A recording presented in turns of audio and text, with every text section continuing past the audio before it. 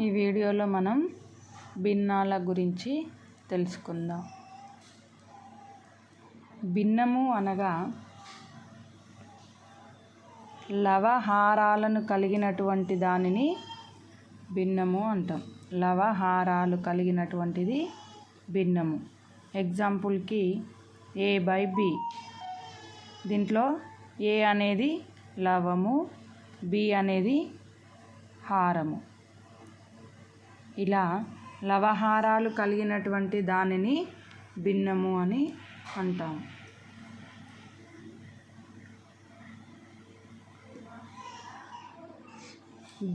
భిన్నం అనగా 1/2 భాగం అనేది ఒక మొత్తంలోని సగాన్ని చూపిస్తుంది. 1/2. నెక్స్ట్ 1/4 అనేది మొత్తంలోని 4వ భాగాన్ని చూపిస్తుంది. అంటే ఈ ఒక్క భాగాన్ని 1/4గా చూపిస్తాం. లవహారాలను బట్టి భిన్నాలు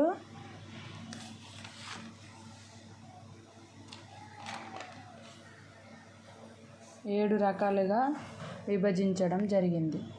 ఫస్ట్ వన్ క్రమభిన్నం. క్రమభిన్నం అనగా లవం కన్నా హారం పెద్దగా ఉంటుంది. లవం కంటే హారం పెద్దగా ఉండేదానిని క్రమభిన్నం అంటారు. దీనిని ప్రాపర్ ఫ్రాక్షన్, ఇంగ్లీష్లో ప్రాపర్ ఫ్రాక్షన్ అంటారు. లవం కంటే హారం పెద్దగా. ఎగ్జాంపుల్కి 1/2. నెక్స్ట్ సెకండ్ వన్ వచ్చేసి అపక్రమ భిన్నం. అపక్రమ భిన్నంని ఇంప్రాపర్ ఫ్రాక్షన్ అంటారు. దీంట్లో లవం పెద్దగా ఉండి హారం చిన్నగా ఉంటుంది. లవం పెద్దగా ఉండి హారం చిన్నగా ఉంటుంది. ఎగ్జాంపుల్, వీటిని అపక్రమ భిన్నాలు అని అంటారు. నెక్స్ట్ మిశ్రమ భిన్నం. థర్డ్ వన్ వచ్చేసి మిశ్రమ భిన్నం. మిశ్రమ భిన్నాన్ని ఇంగ్లీష్లో మిక్స్డ్ ఫ్రాక్షన్ అని అంటారు.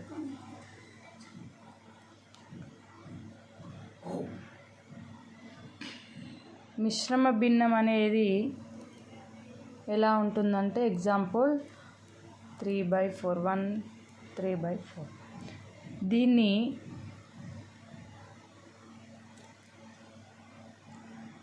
భిన్నంలోకి మారుస్తే మనకు అపక్రమ భిన్నం అనేది వస్తుంది. 4 1 4, 4 + 3 12/4.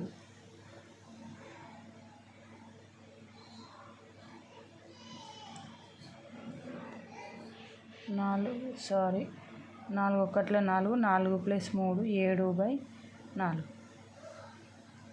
నెక్స్ట్ ఫోర్త్ వన్ వచ్చేసి సజాతి భిన్నాలు. దీన్ని లైక్ ఫ్రాక్షన్ అని అంటారు.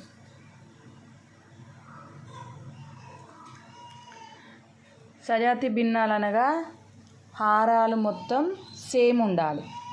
హారం మొత్తం సేమ్ ఉండే వాటిని సజాతి భిన్నాలు అంటారు. ఎగ్జాంపుల్కి 2/7, 4/7, 5/7 ఇట్లా వీటిని సజాతి భిన్నాలు అంటారు. నెక్స్ట్ ఐదవది విజాతి భిన్నాలు.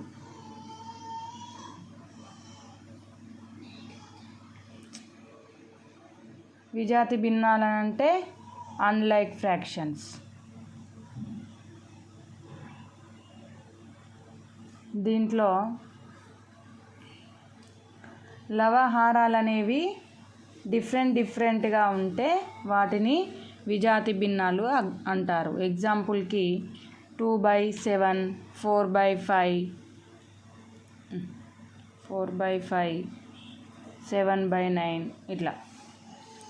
నెక్స్ట్ సిక్స్త్ వన్ వచ్చేసి యూనిట్ భిన్నం. దీన్నే యూనిట్ ఫ్రాక్షన్ అని అంటాం.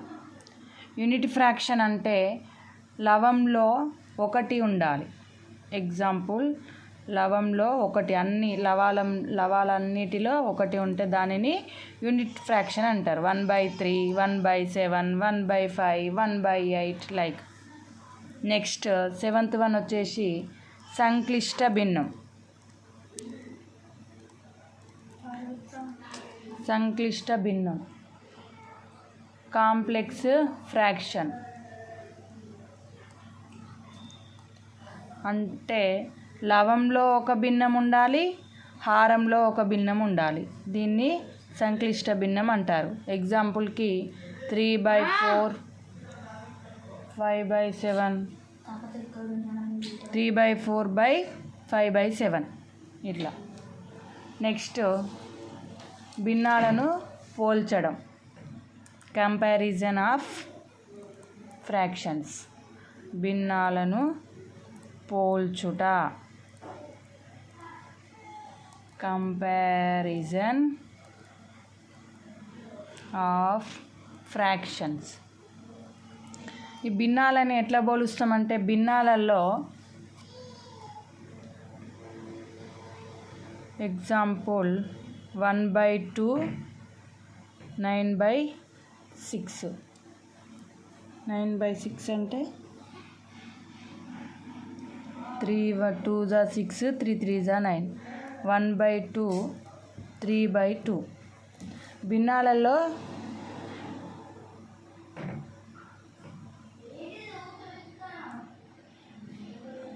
ఈ రెండిటిలలో ఏది పెద్దదని అంటే మనం దీన్ని ఏం చేయాలనంటే భాగాహారం చేసుకోవాలి. 1/2ని భాగాహారం చేస్తే 2, 1, 0.5, 0 ఇక్కడ 0 పెడితే 2 5 10 అంటే ఇది 0.5. నెక్స్ట్ 2 టేబుల్తో 3 చేస్తే 2 1 2, 1 మిగులుద్ది. పాయింట్ పెడితే 0, 2 5 10,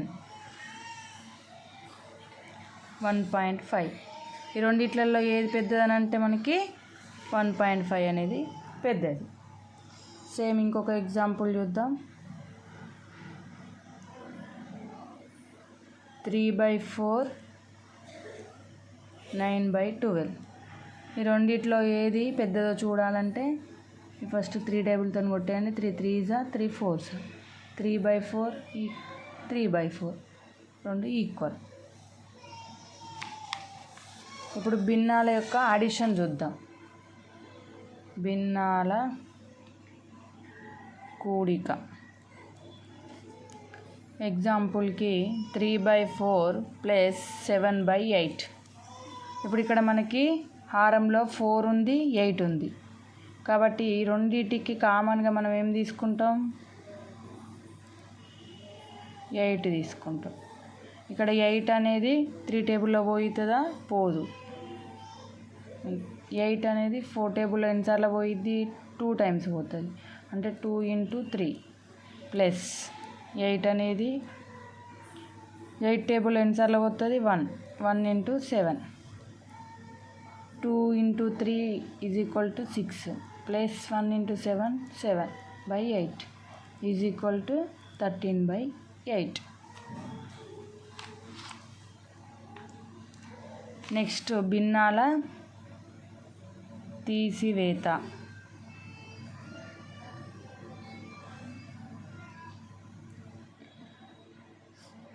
(3/4 - 7/8). సేమ్ మళ్ళీ మనకి 8 వస్తుంది.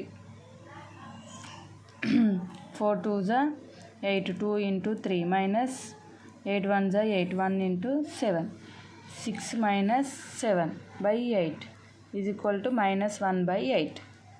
నెక్స్ట్ భిన్నాల గుణకారం. గుణకారం ఎట్లా చేస్తామో చూద్దాం. 3/4 × 7/8 కింద LCM తీసుకోవాలి. ఇవి గుణకారంలో ఉన్నాయి కాబట్టి మనం డైరెక్ట్ వీటిని గుణించుకోవచ్చు. 3 × 7 4 into 8 is equal to 3 7s are 21, 4 8s are 32. ఇవేమన్నా మళ్ళీ క్యాన్సిల్ అవుతాయో చూసుకోవాలి. ఇవి క్యాన్సిల్ కావు కాబట్టి ఇదే ఆన్సర్. నెక్స్ట్ భాగాహారం. మనకు భిన్నాలలో భాగాహారం చేయడం వీలు కాదు కాబట్టి మనం ఏం చేయాలో చూద్దాం. అయితే వీటిని భాగాహారంని గుణకారంలోకి మార్చుకోవాలి. మార్చుకున్నప్పుడు ఏమవుతుంది? 3/4 గుణకారంలోకి మార్చుకున్నప్పుడు లవం హారం అవుతుంది, హారం లవం అవుతుంది. ఇక్కడ 7/8 ఉంది కదా, అది 8/7 అవుతుంది. ఇప్పుడు మనం మల్టిప్లికేషన్ చేసుకుంటే 3 into 8/4 into 7 is equal to 8 3s are 24, 4 7s are 28. ఇది కొట్టేయచ్చు కదా. 4 6s are 24, 4 7s are 28 is equal to 6/7. ఇది ఆన్సర్.